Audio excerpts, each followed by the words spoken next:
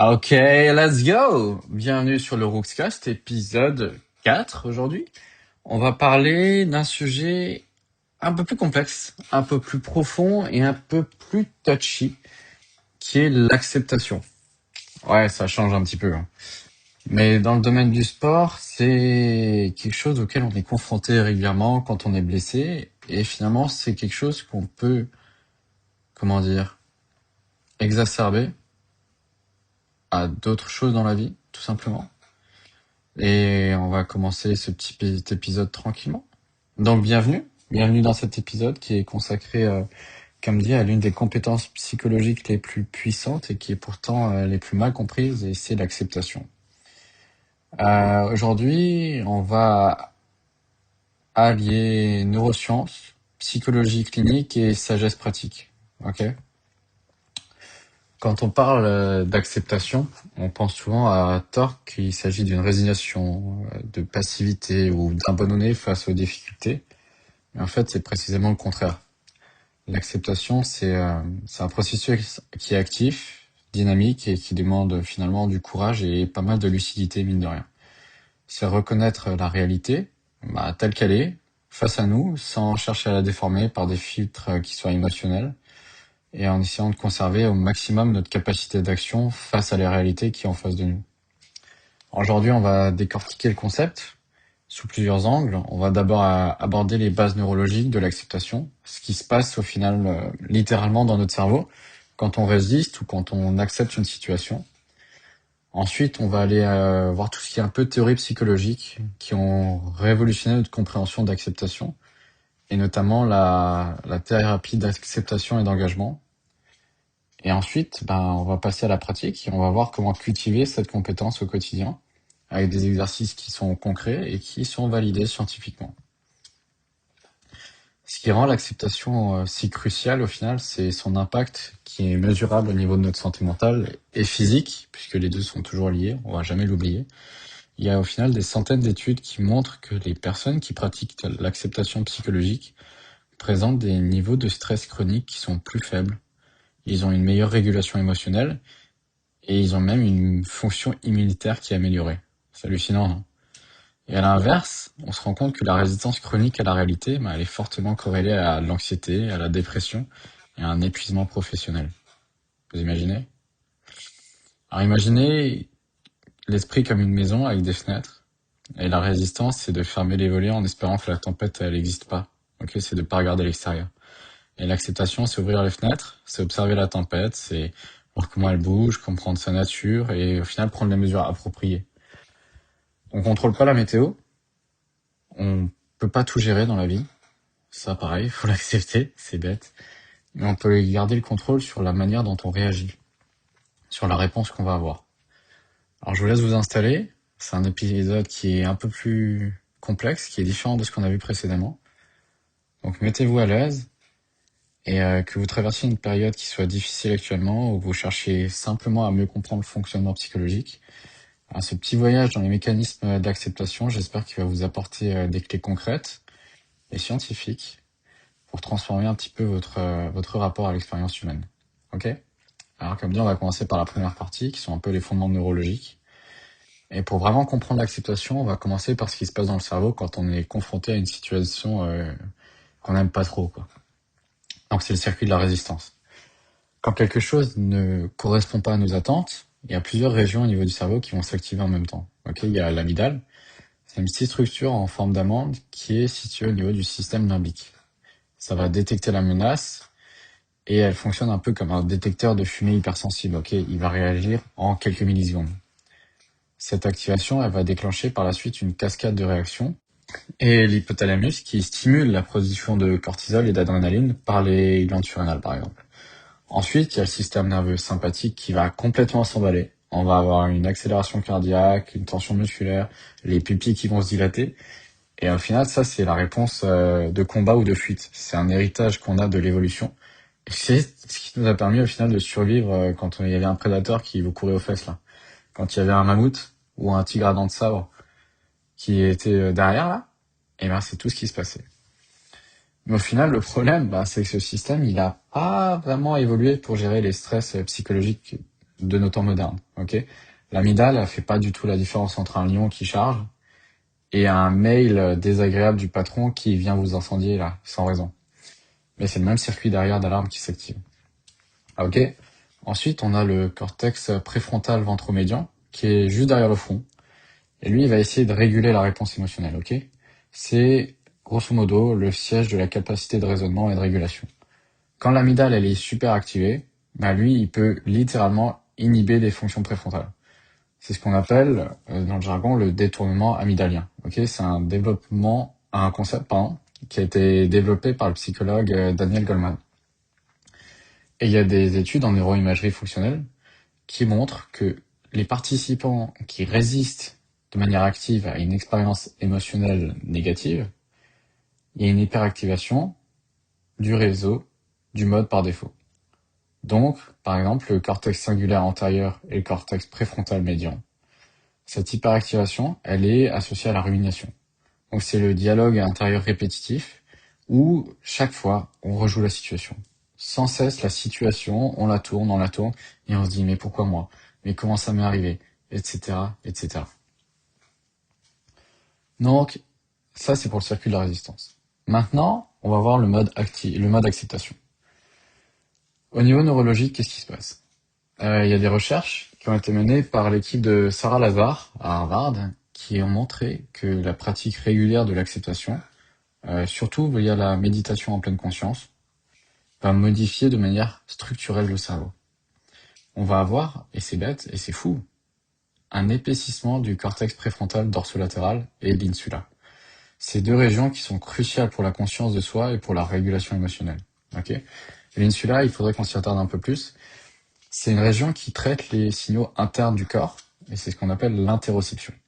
Quand on pratique l'acceptation, on développe notre capacité à percevoir nos sensations physiques et nos émotions sans y réagir directement. Ok, et cette insula, elle va s'épaissir et ça va créer comme un espace de réponse entre le stimulus et la réaction. Ok, c'est comme si vous preniez du recul. Il y a une étude qui est assez remarquable qui a été publiée dans le Social Cognitive and Affective Neuroscience qui a comparé l'activité cérébrale des personnes qui pratiquent l'acceptation à des images négatives et versus des personnes qui tentaient de supprimer leurs émotions. Ok, et les résultats, c'est que le groupe qui pratique l'acceptation, il montrait une activation réduite de l'amygdale et une meilleure connectivité entre l'amygdale et le préfrontal. Bon, grosso modo, ils conservaient le contrôle malgré le stimulus négatif. Et ils arrivaient à prendre du recul. C'est ce qu'on dit de manière commune. Ok, donc on voit que l'acceptation, ça a un effet sur le cerveau. C'est ce qu'on appelle la neuroplasticité. On peut moduler la configuration du cerveau en fonction de notre manière d'aborder la situation.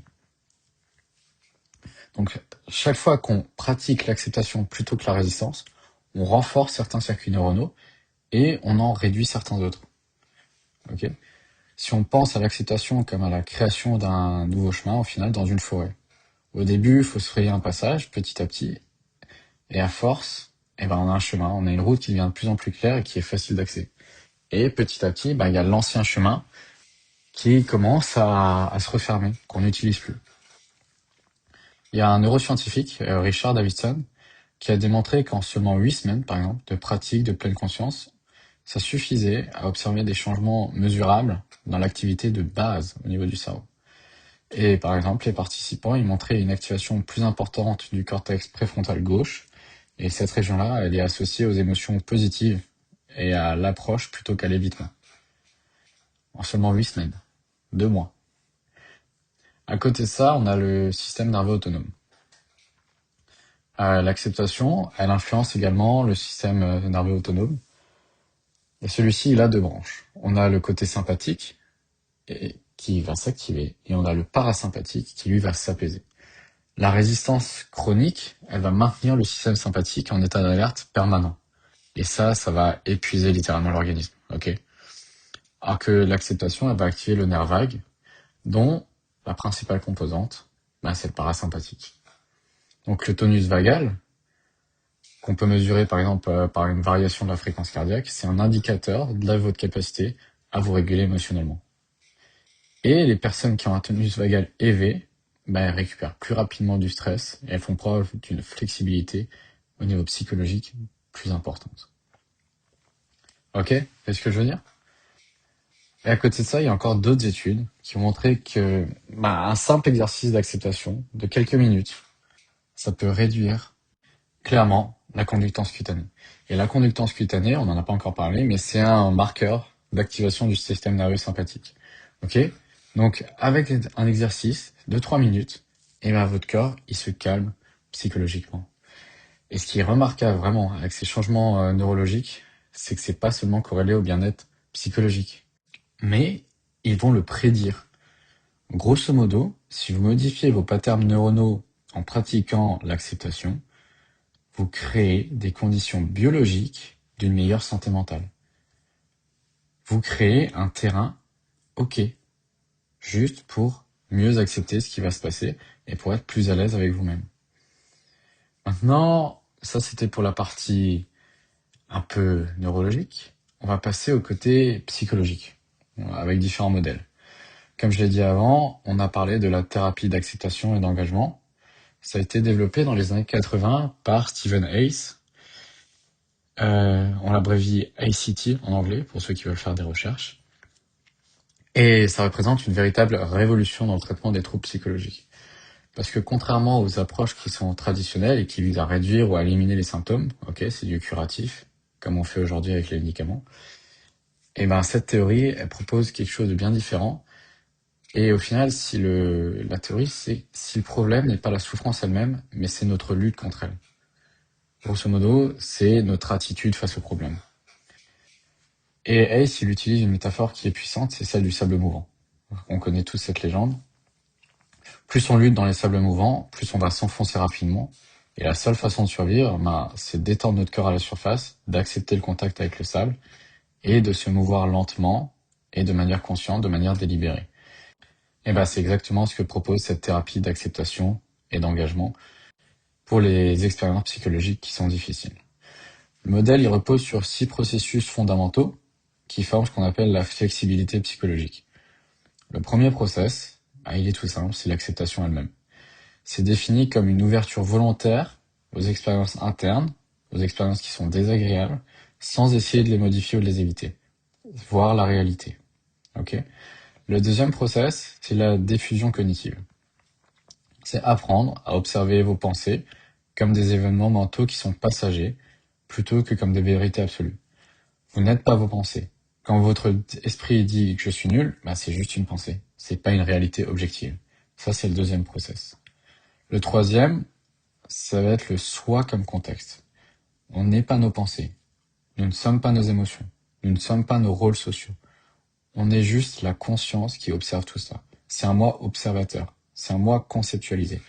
C'est prendre du recul. Regarder de l'extérieur. Voir la caméra qui filme la situation. Ok? Ça, c'est le troisième. Le quatrième process, c'est d'être présent. Voilà, c'est-à-dire de développer la pleine conscience du moment présent. La plupart de notre souffrance, elle vient du fait que nous vivons dans nos têtes, ressassant le passé ou anticipant le futur de manière anxieuse. Ok? Le cinquième, c'est les valeurs. C'est les directions que vous voulez donner à votre vie, c'est vos principes directeurs, votre ligne de conduite, vos mantras, etc. La thérapie, elle insiste sur la distinction cruciale entre les valeurs et les objectifs. Un objectif, il peut être atteint, ok? C'est un goal, alors que la valeur, c'est une direction permanente. Elle est quotidienne. Elle est tout le temps présente dans votre vie. L'objectif, vous allez l'atteindre. C'est pas aujourd'hui, c'est pas demain, c'est dans 2 mois, par exemple, si c'est un examen.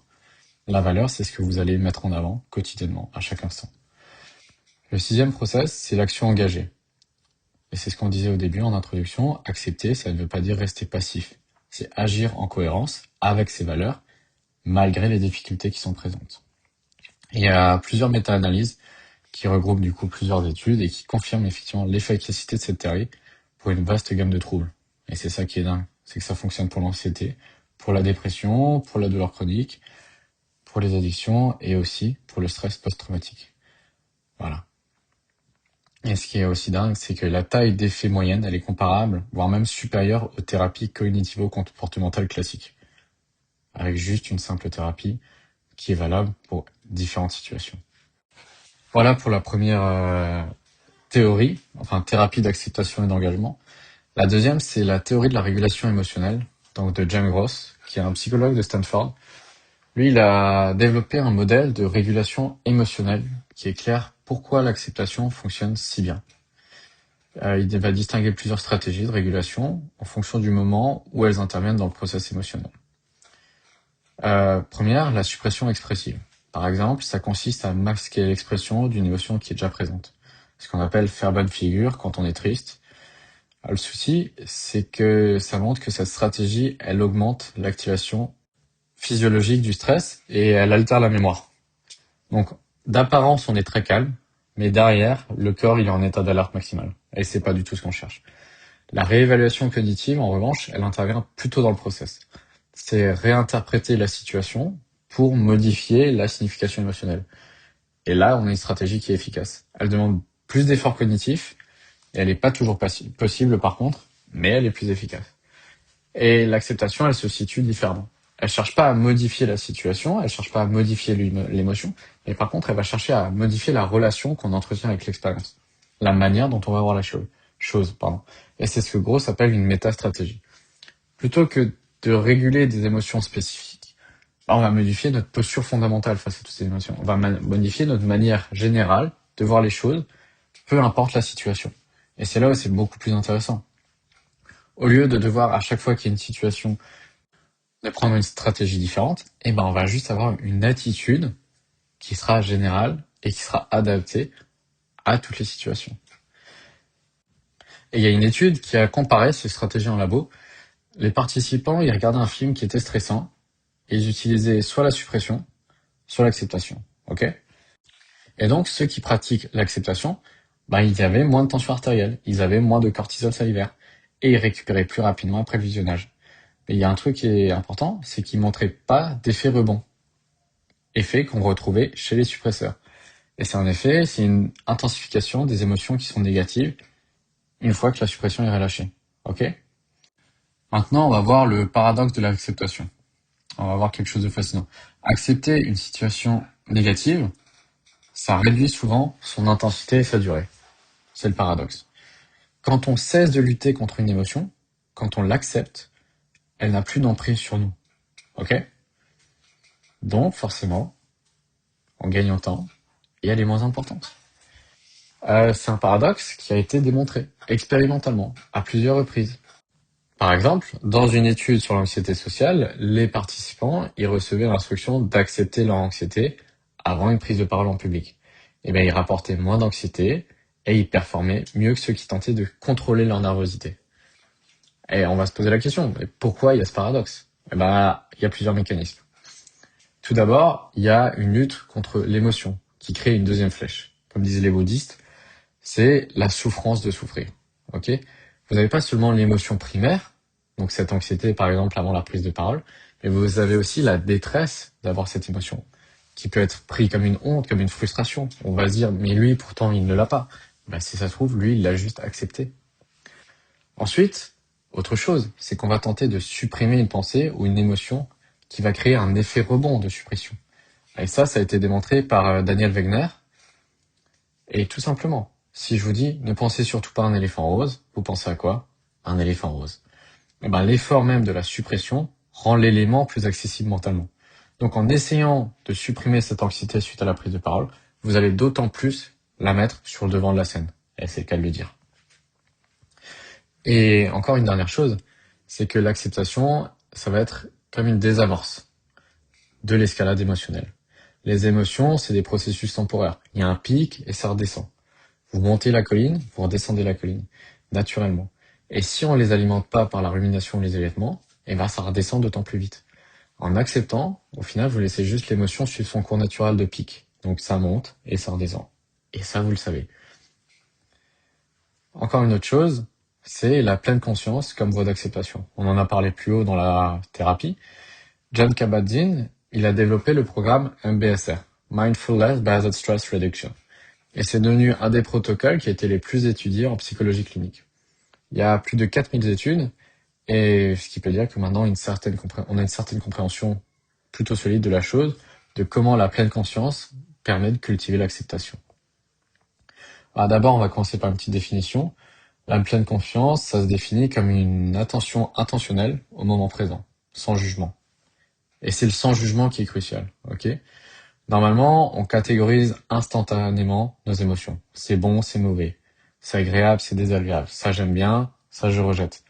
Et ben, la pleine conscience, son objectif, c'est de suspendre temporairement ce jugement automatique.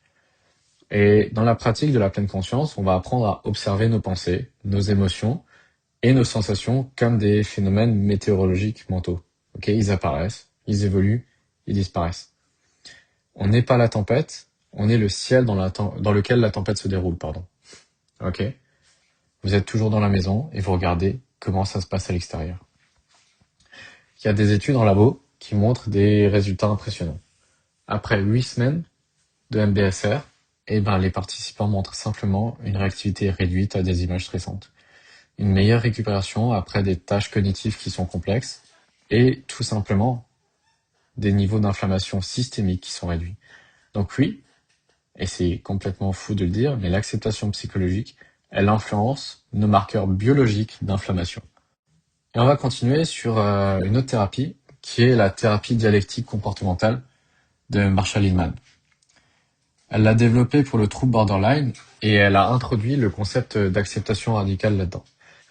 C'est accepter complètement, accepter totalement la réalité telle qu'elle est, et surtout, particulièrement, ce qu'on ne peut pas changer.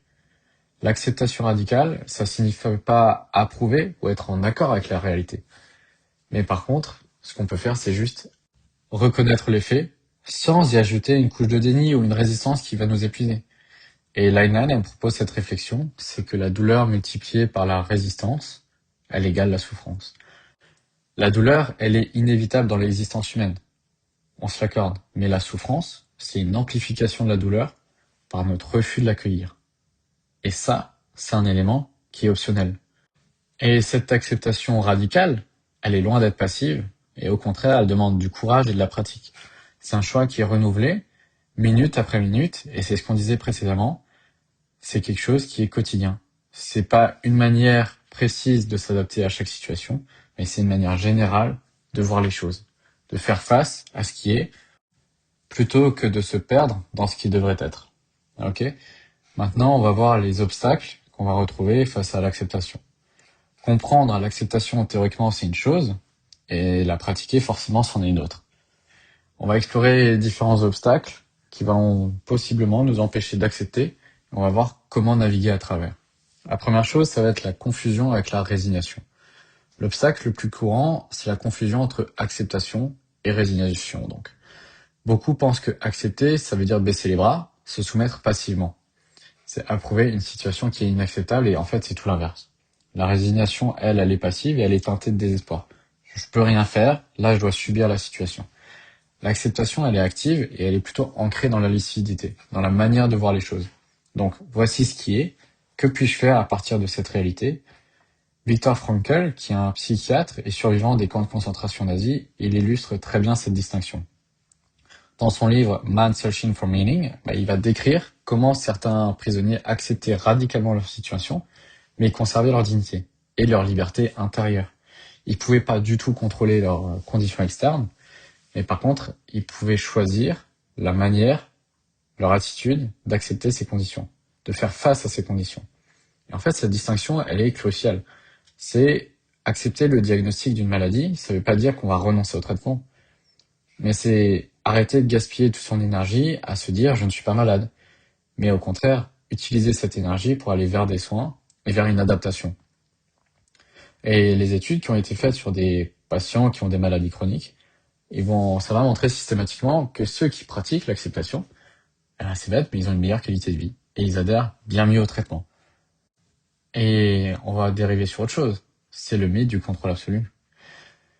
Aujourd'hui, dans la culture occidentale moderne, on valorise beaucoup le contrôle. On nous enseigne que on peut et on doit tout maîtriser. Nos émotions, notre environnement, notre destin, on doit faire ci, on doit faire ça. Au final, c'est juste une illusion. On n'a pas le contrôle sur tout et c'est complètement impossible. Et il y a un psychologue, Julian Rother, qui a développé ce concept de locus de contrôle. Interne versus externe. Le locus interne, c'est croire que nos actions, elles vont déterminer nos résultats. C'est généralement adaptatif, mais poussé à l'extrême, ça devient une illusion du contrôle total. Et ça va générer, comme d'habitude, de l'anxiété et de la culpabilité quand les choses vont échapper à notre contrôle. Et la sagesse, elle va résider dans ce qu'on appelle la prière de sérénité, ok?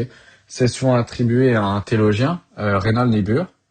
C'était avoir le courage de changer ce que je peux changer, la sérénité d'accepter ce que je ne peux pas changer, et la sagesse de distinguer les deux, l'entre-deux. Et les recherches, elles montrent que l'anxiété chronique, elle est souvent alimentée par des tentatives de contrôle, qui est tout simplement incontrôlable. On ne peut pas contrôler si on aura une crise de panique, mais ce qu'on peut contrôler, c'est la manière dont on va répondre quand elle survient. On ne peut pas contrôler les pensées qui surgissent, mais on peut contrôler la manière dont on va les laisser passer ou dont on va s'y accrocher. Ok? Et on va revenir à Stephen Hayes, dont on a parlé précédemment, et ce même Gugus, il a identifié ce qu'on appelle l'évitement expérientiel. C'est un des processus pathologiques qui est central dans la psychopathologie. C'est tout simplement la tendance à éviter, à supprimer ou à échapper aux expériences qui sont internes et désagréables. Même quand cet évitement, il va créer des problèmes à long terme. Un exemple tout classique, l'anxiété sociale. La personne, elle va éviter des situations sociales pour ne pas ressentir de l'anxiété. Alors à court terme, c'est bien, ça marche, on n'a pas de situation sociale, on n'a pas d'anxiété. À long terme, ça va pas être la même. La stratégie, elle va se maintenir et elle va renforcer le trouble. On va clairement rentrer dans un cercle vicieux. La personne ne va jamais apprendre que l'anxiété, elle va naturellement diminuer, que les situations sociales ne sont pas aussi dangereuses qu'anticipées que ce qu'elle avait prévu. Et au final, petit à petit, son monde va se rétrécir progressivement, elle va finir dans un entonnoir. L'évitement, par contre, il peut prendre des formes très subtiles. Ça peut être une distraction constante, ça peut être l'hyperactivité, ça peut être la consommation de substances, ça peut être des comportements compulsifs. Toutes ces choses, il faudra juste savoir les identifier. Et toutes ces stratégies visent à simplement ne pas ressentir ce qui est présent émotionnellement. Le problème fondamental, l'évitement, c'est qu'il fonctionne à court terme, quand on a dit. Mais à long terme, ça va devenir un problème. Et c'est ce qui le rend très piégeant. Chaque fois qu'on va éviter, avec succès, une émotion qui est inconfortable, on va se dire ça fonctionne. On va renforcer ce pattern d'évitement. Et le cerveau, il va apprendre. Cette émotion, elle est dangereuse, donc il faut l'éviter. Ça a fonctionné. Donc, l'évitement, on va l'entretenir. Et il y a plusieurs études, encore et toujours, qui ont montré que les personnes qui ont un évitement expérientiel élevé vont développer plus de troubles anxieux, des troubles dépressifs et des troubles liés aux substances. Et comme d'habitude, à contrario, ceux qui vont mieux tolérer l'inconfort émotionnel vont avoir une meilleure santé mentale à long terme. Et c'est là où c'est important, c'est le long terme. Même face à des stresseurs qui sont significatifs. Et maintenant, on va parler de fusion cognitive, si je vous ai pas encore perdu. Aujourd'hui, on a tendance à nous identifier à nos pensées. On va les prendre pour la réalité, alors que ce sont juste des représentations mentales. Et ça, c'est la fusion cognitive. Et c'est ce qu'on a dit précédemment. Quand notre cerveau nous dit « je suis nul », vous ne pensez pas « j'ai la pensée d'être nul ». On pense simplement qu'on est nul. Quand vous avez un 3 sur 20 à l'école, vous dites pas « j'ai la pensée d'être nul ». Vous dites « je suis nul ». Et cette fusion, elle va rendre l'acceptation difficile. Parce que si nos pensées sont la réalité, comment accepter une réalité où on est effectivement nul, où on est en danger? Et c'est là que la diffusion, donc apprendre à observer nos pensées comme c'est, donc des pensées, ça va créer l'espace nécessaire, la possibilité de créer l'acceptation. Et il y a une technique qui est très simple. On va répéter un mot difficile, pour nous, par exemple échec, rapidement, pendant 30 secondes. Et après quelques répétitions, le mot, il va perdre de son poids émotionnel. C'est juste un son, c'est juste un mot, c'est une démonstration de comment le langage va créer notre réalité psychologique. Donc la diffusion, elle a son importance. Nous ne sommes pas ce que nous pensons.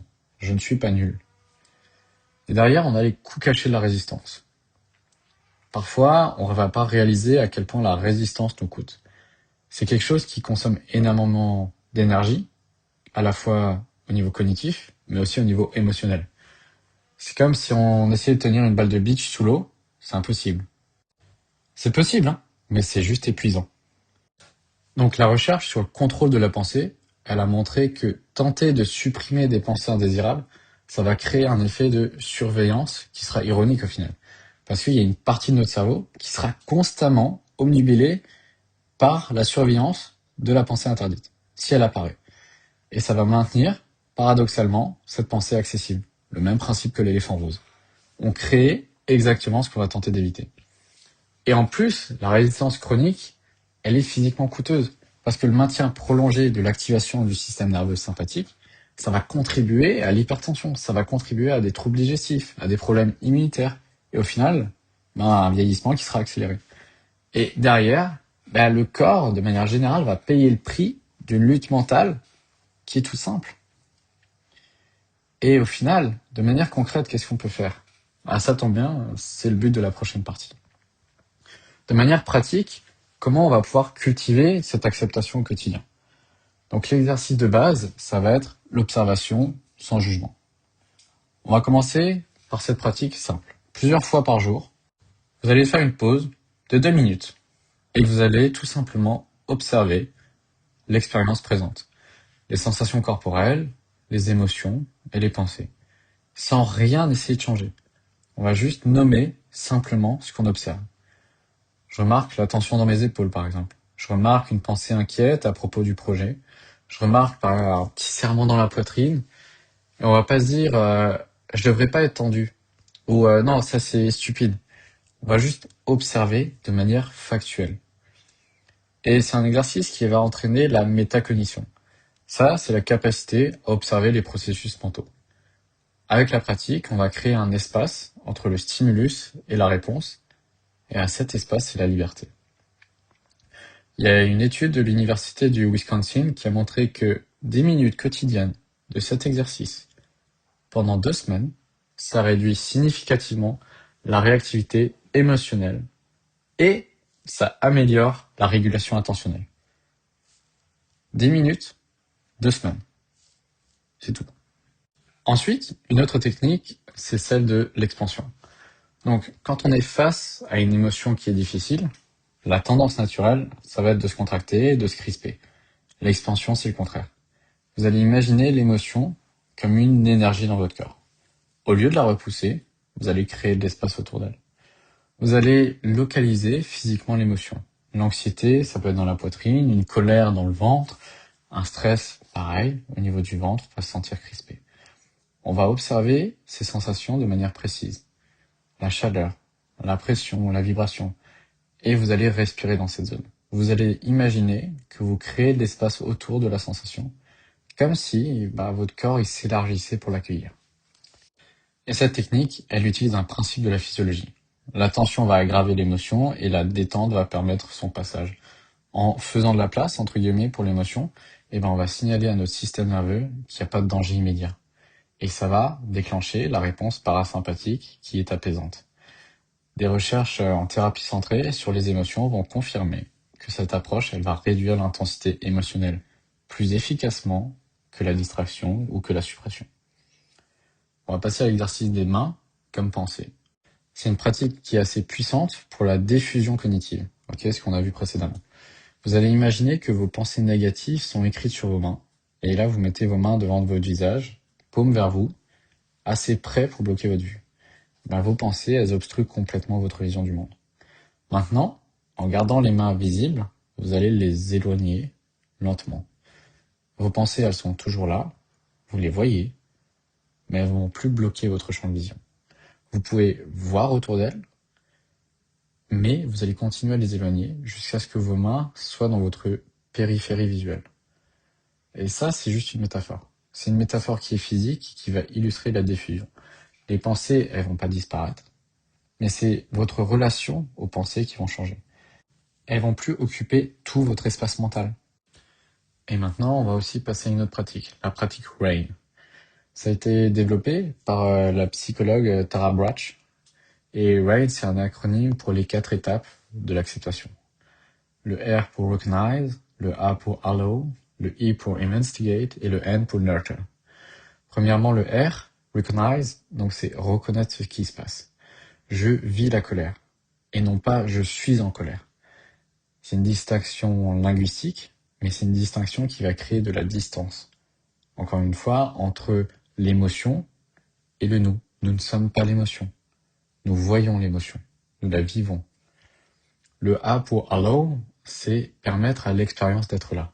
De dire intérieurement, oui, tu peux être là à l'émotion. Et c'est contre-intuitif, mais puissant. L'émotion est là, on ne peut pas la rejeter, et ça ne sert à rien de la rejeter comme on l'a vu précédemment.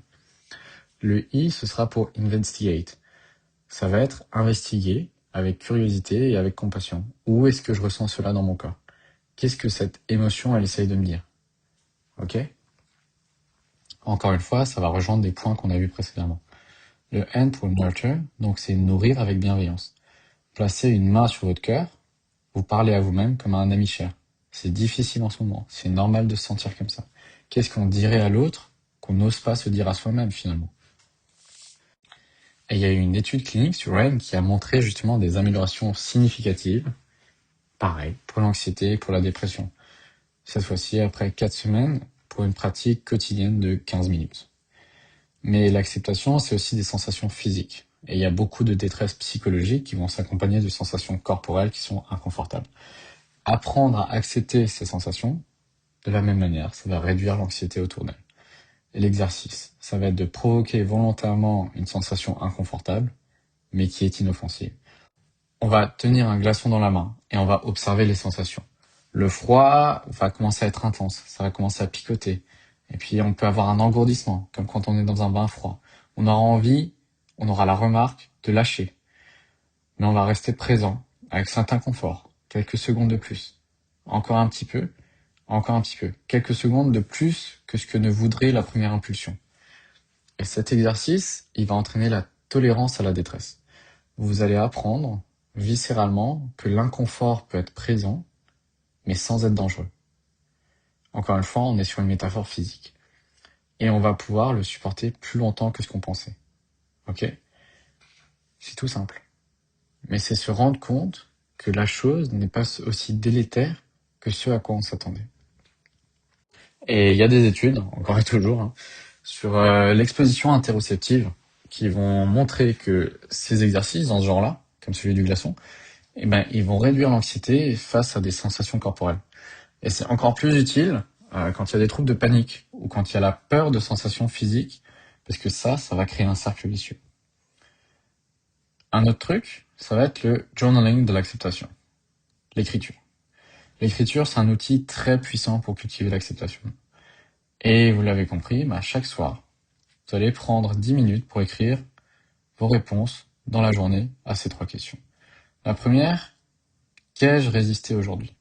Quelles pensées, quelles émotions ou quelles situations j'ai tenté d'éviter ou de contrôler? Prendre conscience de la chose, avoir un rétro-feedback. Deuxième question, qu'est-ce que cette résistance, elle m'a coûté en énergie, en temps et en présence? Se rendre compte de la chose. Troisième, comment aurais-je pu répondre avec plus d'acceptation? Qu'est-ce qui aurait été différent face à la situation? Et cette écriture expressive, elle active différentes zones cérébrales que la simple rumination. Ça va créer une cohérence narrative et ça va créer une aide pour traiter les émotions et pour consolider l'apprentissage.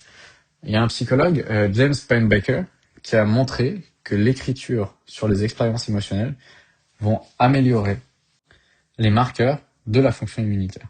Ok? Ensuite, on a autre chose, la pratique des valeurs. On en a parlé bien plus tôt dans le podcast. L'acceptation, elle va trouver son sens dans une action qui est guidée par des valeurs. Et donc, vous allez identifier 3 valeurs qui sont fondamentales pour vous, pas des objectifs comme on a vu, mais des directions, des mantras.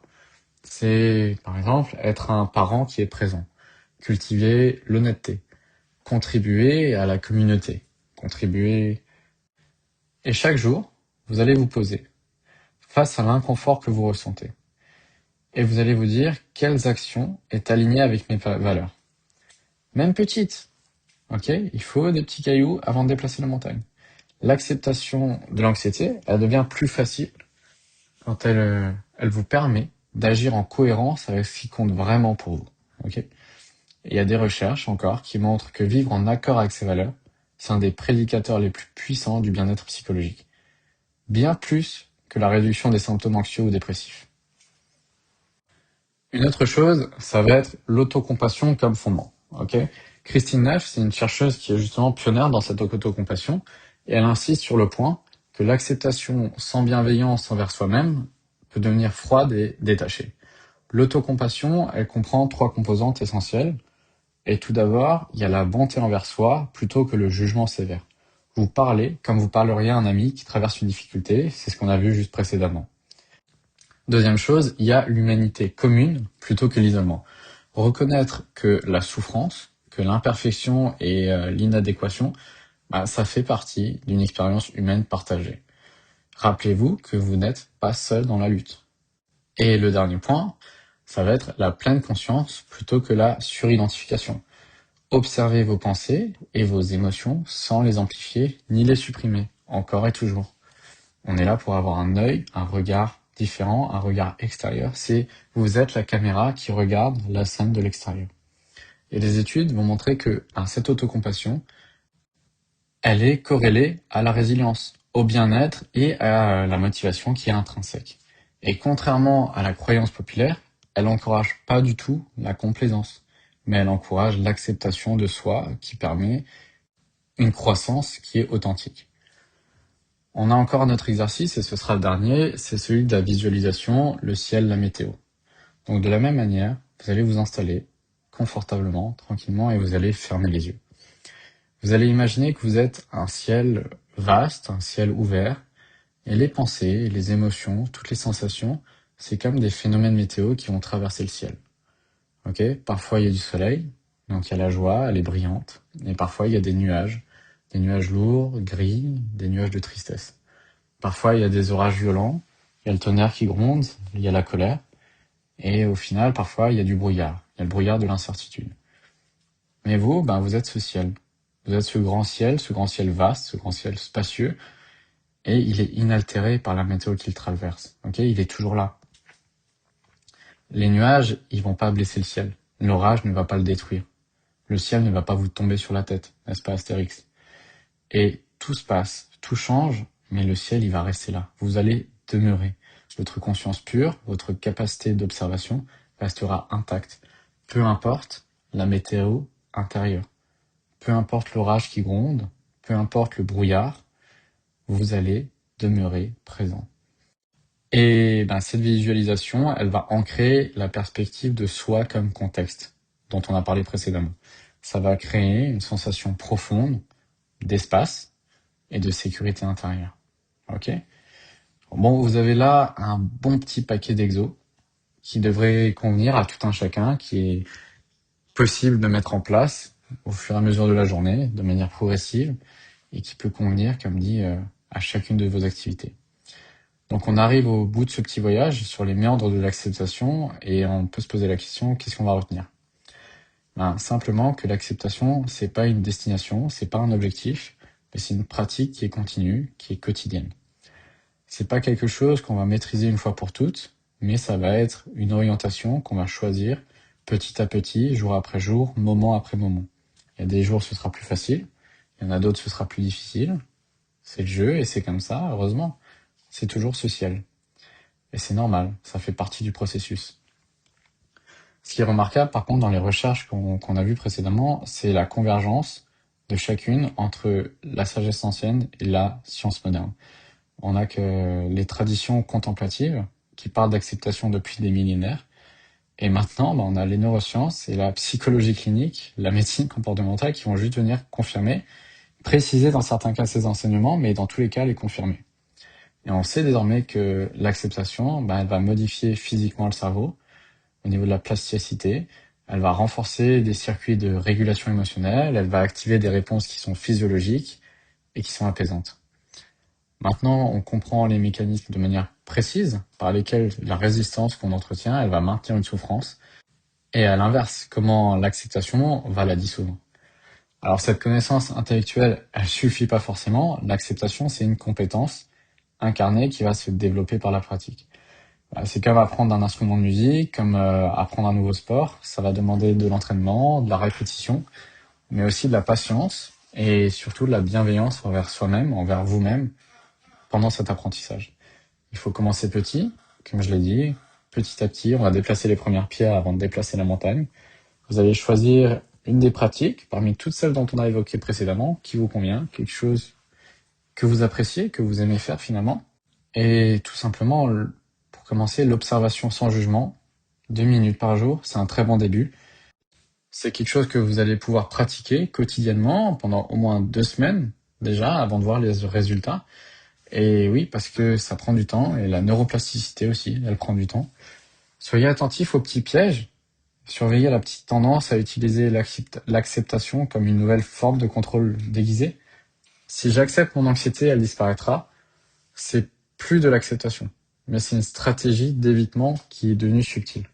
Accepter, ça veut dire lâcher prise sur le résultat. Ok? Rappelez-vous que l'acceptation, ça ne signifie pas tout accepter passivement dans votre vie. Il y a certaines situations qui doivent être changées, certaines limites qui doivent être posées et certaines injustices qui doivent être combattues. L'acceptation, elle a pour but de vous donner la clarté, de vous donner l'énergie pour ces actions nécessaires et en vous libérant de la lutte qui est intérieure, cette lutte qui va vous épuiser. L'acceptation, c'est finalement juste un acte de courage, mais de courage qui est radical. C'est choisir de faire face à la pleine réalité de votre expérience plutôt que de vivre dans un évitement et dans une contraction. C'est faire confiance à votre capacité fondamentale à supporter, à ressentir et à être pleinement humain dans toute la richesse et toute la complexité que cela implique. Le paradoxe ultime, c'est celui-là. C'est en cessant de lutter pour éliminer votre souffrance, vous découvrez souvent qu'elle se transforme naturellement. En faisant de la place pour toutes vos expériences, vous allez trouver une liberté psychologique plus profonde que tout ce que le contrôle pouvait offrir. Alors, clairement, je vous invite à expérimenter. Je vous invite à explorer, à découvrir par vous-même et surtout pour vous-même ce que l'acceptation elle peut vous apporter. N'oubliez pas d'être curieux, mais soyez patient. Et surtout, soyez bienveillant envers vous-même dans ce processus. Ok? Alors, je vous remercie pour votre écoute. C'était un peu plus long comme podcast. C'était très différent, mais j'espère que j'aurai su vous maintenir attentif à tous ces aspects. Et je vous laisse méditer là-dessus. On se revoit la semaine prochaine pour un autre épisode du Rookscast. N'oubliez pas, prenez soin de vous et restez présent, restez curieux. Et puis, bonne soirée, bon week-end. Good morning, good evening and good afternoon. Ciao.